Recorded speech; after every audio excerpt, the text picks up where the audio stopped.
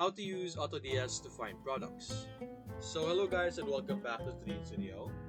In today's video, we can show you how you will be able to find products through Autods different feature. The first example is the marketplace over here, where you will be able to see all kinds of products from all kinds of sources.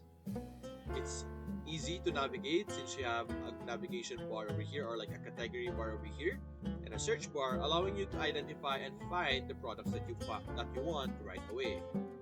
It also has subcategories such as hand-picked products, which will show you products that Autods themselves picked out.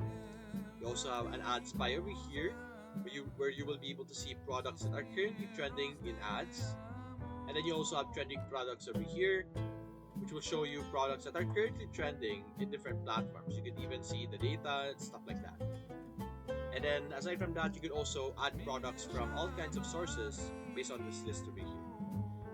So you have a wide range of products or a wide range of sources for your different products through Autods.